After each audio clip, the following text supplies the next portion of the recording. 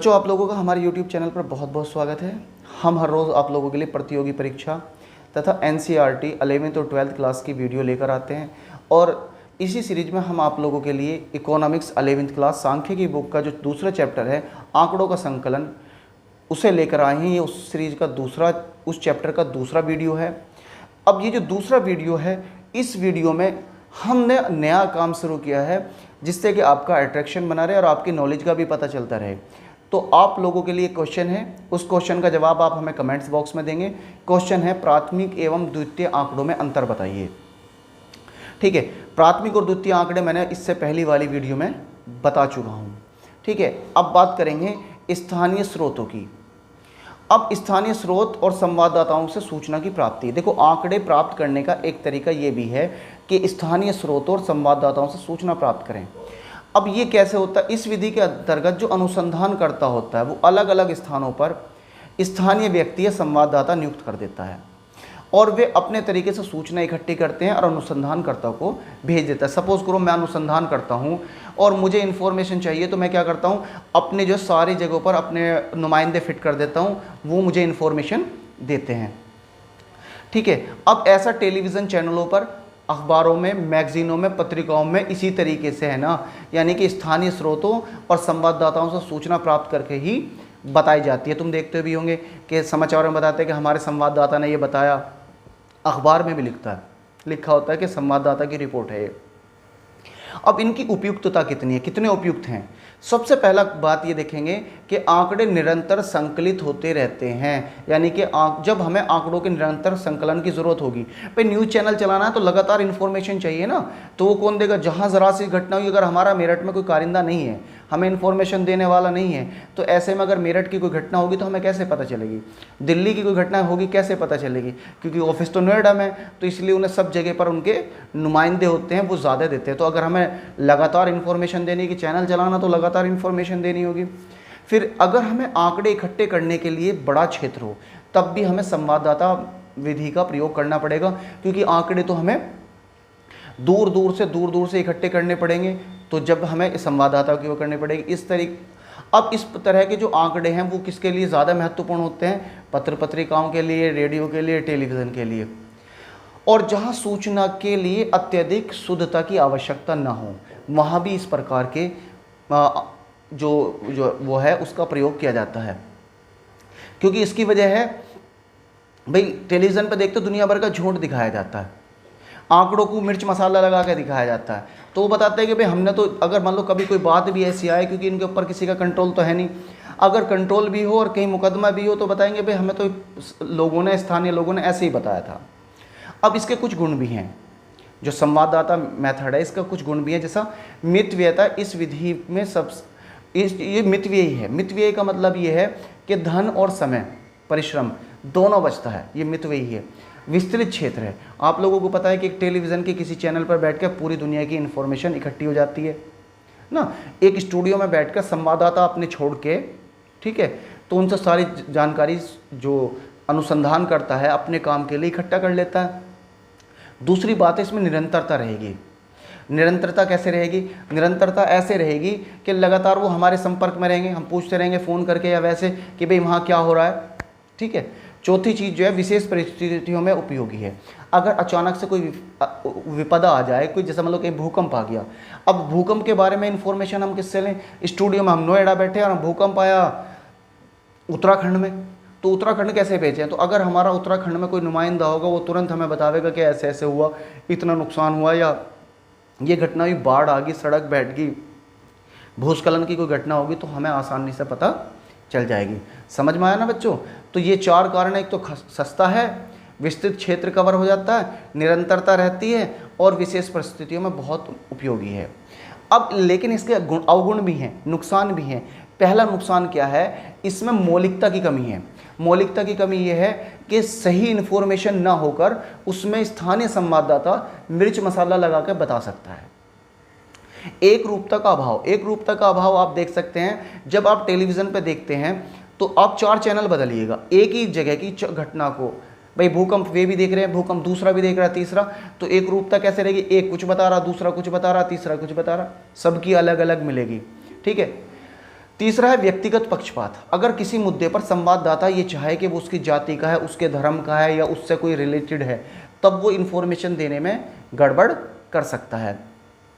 शुद्धता की कमी, ये मैं पहले ही बता चुका कि मिर्च मसाला लगा के बातों को संकलित करके संवाददाता भेजता है और जब अनुसंधान करता है उसको फिर अपने तरीके से इस्तेमाल करता है, तो इसमें क्या हो सकता है, ये भी उसका एक अवगुण है। फिर संकलन में देरी, संकलन में भी देरी हो सकती है। ठीक है, देरी क्यों हो सकती है, वैसे तुरंत भेज सकता है, इकट्ठा करने में वो उसके ऊपर बात है कि भाई संवाददाता उस बात को कैसे दिखाना चाहता है। अब बात करेंगे दूसरा, प्रश्नावली और अनुसूचियों के माध्यम से सूचना इकट्ठी करनी, आंकड़े इकट्ठे करने प्रश्नावली और अनुसूचियों के माध्यम से। इसमें जो पहली विधि है वो डाक विधि है। इसमें क्या होता है, जो अनुसंधान करता है वो एक अनुसूची तैयार करता है, एक पेपर तैयार करता है, उस पेपर पे सारे क्वेश्चन लिख लेता है जिन क्वेश्चनों को उसे व्यक्ति से पूछने होते हैं। मतलब मुझे कुछ क्वेश्चन पूछने हैं, मुझे एक सर्वे करना है, ठीक है, मुझे एक सर्वे करना, उस सर्वे के लिए मैंने क्या काम किया, एक पेपर बनाया, उस पेपर पे अपने जो क्वेश्चन है, जो उस आदमी से मुझे जानकारी चाहिए, इन्फॉर्मेशन चाहिए या डेटा चाहिए, उसके मैंने सारे पर्सन लिख लिए और डाक के द्वारा उसे मैंने उस आदमी को भेज दिया और डाक के द्वारा उस पर लिख भी दिया कि भाई तुम जो है इसको पलट के जो है ज़रूर मेरे पास भेज देना, इसे भर के। ठीक है, अब इसकी उपयुक्तता, ये तो समझ में आ गई डाक विधि क्या है। एक प्रश्नावली बनाई, एक पर्चा बनाया जिसमें क्वेश्चन आंसर हुए और जिस आदमी से हमें पूछना है उसको पोस्ट कर दिया और उसमें बाद में लिख दिया कि भाई आप जो है प्लीज़ इसको जो भर के हमें वापस सेंड कीजिएगा। अब देखो इसकी उपयुक्तता क्या है। इसकी उपयुक्तता ये है कि अनुसंधान का जब क्षेत्र विस्तृत हो तब ऐसा किया जा सकता है।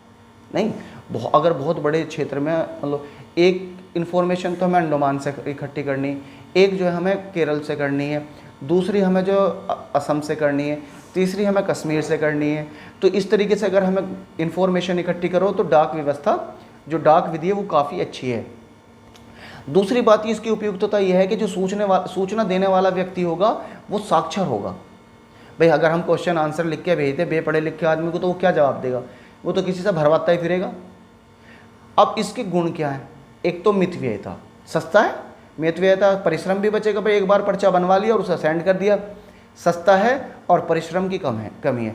और ये मौलिक है। मौलिक क्यों है, जो इन्फॉर्मेशन देने वाला वही व्यक्ति होता है, क्योंकि डाक से जो चिट्ठी भेजी जाती है, जो प्रश्नावली भेजी जाती है, वो उसी व्यक्ति को भेजी जाती है जिससे हमें पूछना है। ठीक है, मौलिक भी है, क्षेत्र बहुत बड़ा कवर कर लेता है। तो 3 गुण है, एक तो मितव्ययी है, मौलिक है और विस्तृत क्षेत्र है। लेकिन इसके कुछ गुण भी हैं। एक तो उदासीनता है, क्योंकि जब हमने किसी को पत्र लिखा, ये ज़रूरी थोड़ी है कि वो उस पत्र का हमारी का जवाब दे।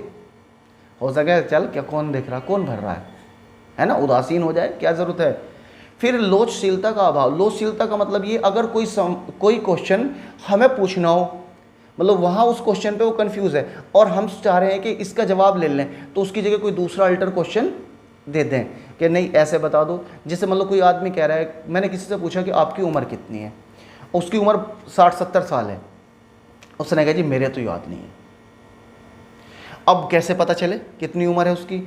अब हमने देखा कि यार एक 1980 के दशक में हमें पता है, पढ़ा है हमने किताबों में, एक काली आंधी आई थी 80-82 के आसपास काली आंधी आई थी। तो उस काली आंधी के बारे में उससे पूछो कि भाई जब काली आंधी आई थी उस वक्त आपकी उम्र क्या थी, उसने बताया कि मेरी 12 साल थी या 10 साल थी। फिर काली आंधी के बाद के साल और वो 12 साल जोड़ दो तो उम्र का पता चल जाता है। तो वहाँ पर तो जब हमने प्रश्नावली भेज दी तो इस तरह के क्वेश्चन पैदा नहीं होते। या कहीं किसी इलाके में कोई बड़ी बाढ़ आई हो या कोई भूकंप आया हो, भाई इस इलाके में जो भूकंप आया था उस वक्त आप कितने साल के थे, तो प्रश्नावली में ऐसा संभव नहीं होता। सीमित उपयोग, इसका बहुत ही कम उपयोग होता है। पक्षपात हो जाएगा। जो आदमी है, कोई भी आदमी, इंडिया है, हर आदमी अपने को, अगर माल लेने का मामला आएगा, किसी से सरकार की मदद का होगा तो वो अपने को दिखाएगा फ़कीर, उसमें तो कुछ भी नहीं। और जब देने का मामला आवेगा, मतलब लेने का मामला आवेगा तो दिखाएगा फ़कीर। और जब वैसा होगा तो दिखाएगा भाई बढ़ा चढ़ा के, मतलब अगर कहीं अपनी रेपुटेशन दिखाने की बात होगी तो कहीं कुछ देना नहीं है तो बताएगा कि भाई मैं ये हूँ और वो हूँ, दुनिया भर की बात आप बताएगा। तो ऐसे में जो है जो पक्षपात कर सकता है, ये जाति धर्म में भी भेदभाव कर सकता है। शुद्धता की कमी होगी, शुद्धता की कमी होगी क्योंकि वो अपने हिसाब से भर के भेजेगा। अब एक विधि है गणक विधि, ठीक है। ये गणक विधि क्या होती है? अनुसंधान के उद्देश्य को ध्यान में रखकर एक प्रश्नावली तैयार कर ली जाती है। इस प्रश्नावली में सूचना देने वाले व्यक्ति के पास स्वयं आदमी जाता है। इसको देखो समझ लीजिएगा, ये बहुत ही खास है। खास कैसे है? एक गणक विधि क्या होती है? सरकार जब जनगणना कराती है तो एक फॉर्म बनवाती है। उस फॉर्म में ना क्वेश्चन आंसर होते हैं, प्रश्नावली होती है। उस गणक को ट्रेंड किया जाता है और वो गणक में ना पूरी की पूरी इंफॉर्मेशन रहेगा। परिवार में कितने आदमी हैं, कितने पढ़े लिखे हैं, कितनी उम्र है, किस सन में पैदा हुए, कौन सी भाषा जानते हैं, है ना, सारी की सारी इंफॉर्मेशन उस पर्चे के अंदर होगी। उससे ट्रेंड किया हुआ होगा और गणक जो है घर घर जाकर सूचना इकट्ठी करेगा। आम आदमी के बस की बात नहीं है, क्योंकि इसमें बहुत ज़्यादा खर्चा आता है, बहुत ज़्यादा खर्चा आता है। सरकार के पास मशीनरी भी है, जैसा आंगनवाड़ी, सरकारी टीचर, ये सब उनके लिए काम करते हैं। कुछ एडिशनल पैसा उन लोगों को दे दिया जाता है। तो बहरहाल ये काम सिर्फ सरकार ही कर सकती है। सरकार के अलावा इस तरह का कार्य किसी और के बस का नहीं है, क्योंकि गणक को खुद जाना पड़ेगा तो कितने लोगों की ज़रूरत पड़ेगी। अब इसकी उपयुक्तता क्या है? अगर हमें बहुत बड़े क्षेत्र में सर्वे करना हो तो हमें जैसा पूरे हिंदुस्तान में करना है तो गणकों की आवश्यकता पड़ेगी। यहाँ पर ये उपयुक्त है। दूसरा, जिनसे संबंधित गणक निपुण और निष्पक्ष हों, वे अनुभवी और व्यवहार में कुशल होते हैं। मैं देखो, ये अनुभवी होंगे, निपुण होंगे, क्योंकि इन्हें ट्रेनिंग दी गई होगी, व्यवहार अच्छा होगा, ठीक है। फिर जिस इलाके के होंगे वहाँ की भाषा जानते होंगे, रीति रिवाज जानते होंगे, स्वभाव जानते होंगे और उससे वो भली भांति परिचित होंगे। यानी कि जो आंगनवाड़ी में कार्य करने वाली महिलाएं हैं या स्कूल में काम करने वाले टीचर्स हैं, वो सब जानते ही हैं कि भाई ये किस किस प्रकार के यहाँ पर रीति रिवाज हैं, यहाँ लोगों का व्यवहार कैसा है ना, ये सब उनको पता होता है। इससे वो पूरी तरीके से इन्फॉर्म्ड रहते हैं, तो इसमें जो है उन्हें कोई टेंशन होती ही नहीं। तो यहाँ भी ये बहुत बढ़िया रहेगा। ये इसकी उपयुक्तता है। इसके गुण देख लेंगे। पहला गुण है विस्तृत क्षेत्र, बहुत विस्तृत क्षेत्र को कवर करता है। गणक शिक्षित और प्रशिक्षित होते हैं तो शुद्ध जरूर रहेंगे। अब वो व्यक्तिगत संपर्क होगा, क्योंकि डायरेक्टली हम उसके घर गए, उसके परिवार के किसी मेंबर ने ही वो पूरी इन्फॉर्मेशन दी है, क्वेश्चनों को अदल बदल के भी हमने उससे पूछ लिया है, तो आसानी से शुद्धता रहेगी। फिर व्यक्तिगत संपर्क होगा, हर आदमी से जाके मिला जाएगा। निष्पक्षता, यानी कि इसकी 4-5 खूबियाँ। पहला विस्तृत क्षेत्र है, शुद्ध आंकड़े होंगे, व्यक्तिगत संपर्क होगा और निष्पक्षता होगी। लेकिन इसके अवगुण भी हैं बच्चों। पहले अवगुण क्या है? इसका खर्चीली बहुत है। मैंने बता दिया शुरू में ही कि इसे सरकार के अलावा कोई और नहीं करा पाने का। दूसरी बात ये, इसके लिए गणकों की उपलब्धता बहुत ज़रूरी है। इतने सारे गणक उपलब्ध कराना बहुत ज़रूरी है। फिर समय बहुत लगता है। आप देखेंगे 2021 में जब जनगणना होगी तो उसमें बहुत समय लगेगा। तो फिर इसकी जो चौथा अवगुण है वो है निजी अनुसंधानकर्ता के लिए अनुपयुक्त है। जो निजी अनुसंधान करता है वो ऐसा काम नहीं कर सकते, क्योंकि भाई एक इतने बड़े देश में जनगणना करना, सर्वे करना, घर घर जाकर कितना बड़ा पैसा लगेगा। तो ये सरकार के पक्ष में ही है। फिर एक बात है, पक्षपात भी कर सकता है। स्थानीय आदमी है, अपने लोगों की इन्फॉर्मेशन अच्छी दे और दूसरे लोगों की खराब दे, ठीक है, ऐसा भी हो सकता है। फिर अच्छी प्रश्नावली। अब बात करेंगे जो दोनों हैं, चाहे वो गणकों के द्वारा है या डाक विधि द्वारा। अच्छी प्रश्नावली में गुण क्या क्या होने चाहिए, क्या क्या खूबी होनी चाहिए प्रश्नावली में? तो पहला गुण तो ये है कि प्रश्नावली की जो भाषा वो बिल्कुल सरल होनी चाहिए, है ना। अगर सरल होगी तो आसानी से सामने वाला इन्फॉर्मेशन बता सकेगा। दूसरी बात है, पर्सनों की संख्या कम होनी चाहिए। आज के टाइम में अगर इतने सारे पर्सन हो जाएंगे तो वो आदमी बताने का ही नहीं गणक को कि भाई तू खड़ा हो और जा। तो लिमिटेड क्वेश्चन होने चाहिए, क्योंकि जब लिमिटेड क्वेश्चन होंगे, क्वेश्चन एक दूसरे के पूरक हों, जिससे कि एक क्वेश्चन के पूछने पर ही कई के जवाब मिल जाएं। जैसे कुछ क्वेश्चन हो सकते हैं कि क्या आपके घर में कोई वाहन है, हाँ या ना में होगा तो अगर हाँ है तो ठीक, ना होगा तो ना के क्रॉस कर दिया, तो आसान होगा। या क्या आपके घर में कोई सरकारी नौकरी है, आसान हो जाएगा, टिक कर दिया, है ना। एक लाइन में क्वेश्चन लिख दिया, आपके घर में जो है मतलब आप कितने पढ़े हुए हो, परिवार का मुखिया कितने हैं, 10वीं से कम, 12वीं, बीए, पोस्ट ग्रेजुएट, अब ने बताया कि बीए, स्नातक, निशान लगा दिया, कहानी खत्म, ठीक है। फिर प्रश्नों का उचित क्रम होना चाहिए, यानी कि जिस मैटर पे बात चल रही है उसी के हिसाब से क्वेश्चन नीचे से ऊपर को या ऊपर से नीचे को होने चाहिए, कि भाई एक क्वेश्चन किसी क्षेत्र का, एक क्वेश्चन किसी क्षेत्र का। तो ये भी ये दिक्कत की बात है, तो प्रश्नावली में ये भी हो सकता है। अब जो अनुचित पर्सन नहीं होने चाहिए। अनुचित पर्सन यानी कि जिन पर्सनों को हमें पूछना नहीं है, गलत हैं, उन्हें हमें पूछना नहीं चाहिए। पर्सन मतभेद रहित होने चाहिए। ऐसे नहीं होने चाहिए कि अगर उसमें कोई विवादास्पद पर्सन है तो उसमें झगड़े का चांस है, जो गणना का गया वो भी पिट सकता है। ठीक है। अब सत्यता की जांच भी होनी चाहिए। अगर हम जो है उस आंकड़ों को लेकर, गणक को इतना प्रशिक्षित होना चाहिए कि किसी मुद्दे पर, किसी उस पर वो कंफ्यूज है तो पड़ोस में, अड़ोस में, जैसा किसी दूसरे के गया पड़ोसी के, तो उससे उसकी इन्फॉर्मेशन ले ले। यानी कि अगर उसे लग रहा है कि कोई आंकड़ा छुपा रहा है तो उस कॉलम को उसने वहाँ हल्का फिल कर लिया या पेंसिल से फिल कर लिया, पड़ोसी के घर गया, वहाँ जाकर उससे पूछ लिया। और देखो, अगर डाक विधि है तो क्या कहे, लिखे कि भाई प्रश्नावली को प्लीज़ आप लौटा देना, क्योंकि अब प्रश्नावली नहीं लौटाने का तो उसको आंकड़े कैसे पता चलेंगे। अब देखो, आंकड़ों का संकलन जो होता है, वो द्वितीय आंकड़ों का जो संकलन होता है उसको हम बताएंगे। ये दो तरह के होते हैं, तो प्रकाशित स्रोत होते हैं, अप्रकाशित स्रोत होते हैं। प्रकाशित स्रोत कौन से हैं? जिन्हें किसी मैगजीन, टेलीविज़न चैनल, समाचार पत्र में प्रकाशित कर दिया जाता है। ऐसे जो स्रोत हैं वो प्रकाशित स्रोत हैं। इनमें कौन कौन से स्रोत है? जैसा सरकारी प्रकाशन, जो सरकार की अपनी प्रकाशन है, जैसा मतलब प्रतियोगिता दर्पण है, योजना है, कुरुक्षेत्र है, इस तरह की जो चीज़ें हैं वो सरकारी प्रकाशन है। वो हर बार आप लोगों को नए नए आंकड़े, नए नए डेटा देती रहती है। उसके बाद अर्ध सरकारी प्रशासन है, जैसा नगर निगम है, नगर पालिका है, ये भी हर साल अपने यहाँ, हमारे यहाँ डेंगू से इतनी मौत हुई है, हमने इतनी साफ़ सफाई की, इसके आंकड़े देती है। ठीक है। तीसरा, समिति और आयोग। सरकार जो कुछ समिति बनाती है, जैसे सच्चर कमेटी है या लिंगराज कमेटी है, ठीक है, इस तरह की कमेटी बनाती है, तो वो कमेटी या समिति जो है अपनी रिपोर्ट पेश करती है, वो भी जो है प्रकाशित स्रोत हैं। इसके अलावा व्यापारिक संघ भी प्रकाशन करता है। व्यापारिक संघ जो होता है व्यापारियों का, वो भी बताता है कि कितनी आमद हुई है या कितना काम हुआ है। फिर अनुसंधान संस्थानों के प्रकाशन, जो अनुसंधान संस्थान हैं, जैसा नासा है, इसरो है, CRRI है, ये सब जो अनुसंधान करते हैं इनका भी प्रकाशन करते हैं। फिर पत्र पत्रिका, जितनी भी मैगजीन्स हैं ये भी बार बार किसी न किसी सर्वे को करके उनका आंकड़े प्रस्तुत करती रहती है। अब बात करेंगे अंतर्राष्ट्रीय प्रकाशन। अंतर्राष्ट्रीय प्रकाशन में जो है आपका WHO, World Health Organization, WTO, UNO, ये भी अपने आंकड़े बार बार प्रस्तुत करती रहती है।